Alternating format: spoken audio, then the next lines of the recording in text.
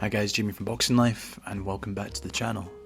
And in today's video I wanted to talk about, I guess you could call it great news for boxing, that Cuba has finally lifted its 60-year ban on the sport, with Cuban boxers are now freely able to turn pro without having to flee their homeland like so many have done in the past.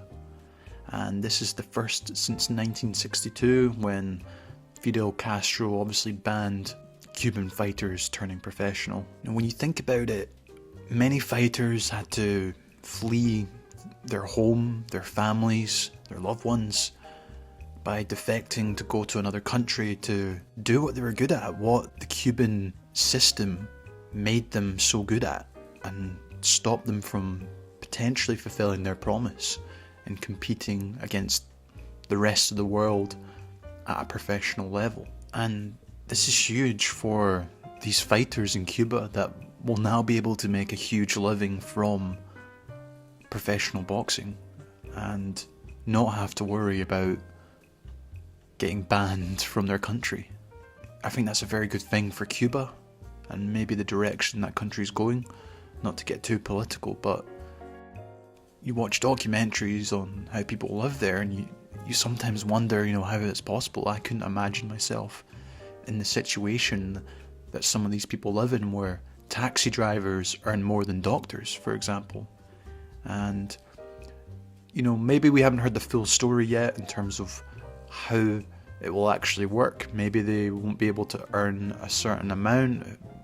I'm sure we'll soon find out.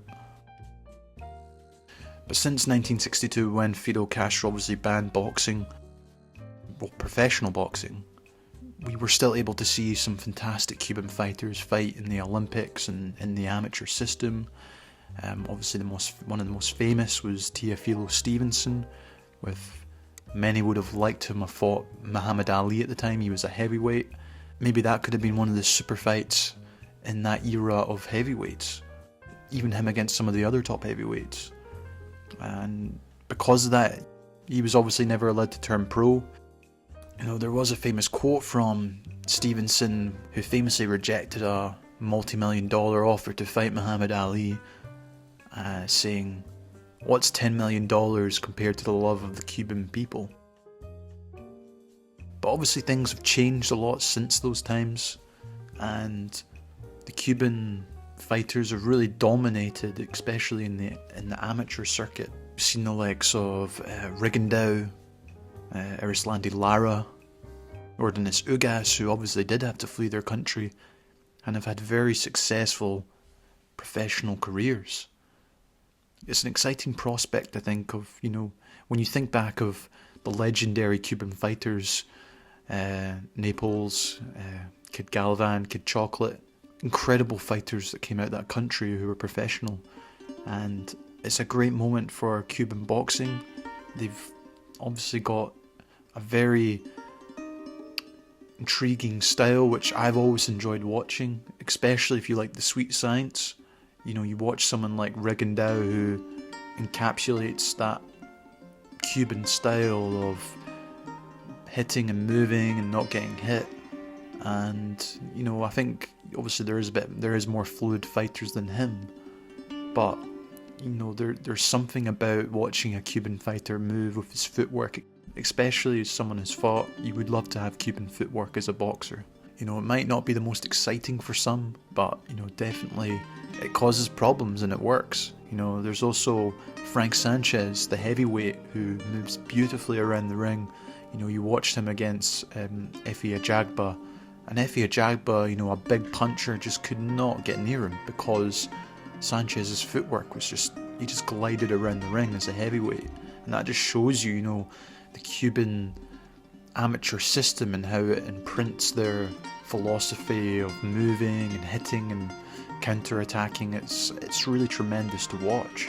And there is obviously some big amateur stars, that we saw at the most recent Olympics and World Championships, including the likes of Andy Cruz and Julio Cesar La Cruz, Arlen Lopez, all fantastic fighters who have really just dominated all their amateur fights to date.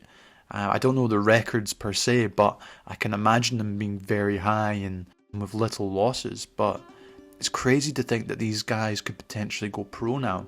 And how will they handle it in the pros? Obviously, we've seen, like I just mentioned, likes of Rigondeaux, Ugas, Gamboa. You know, they've had very successful careers in the pros, and it will be fascinating to see how many of these guys will really compete with the top guys from America, the UK, and Mexico. It's a really fascinating prospect for me to see this going forward and really make an impact on the professional sport now.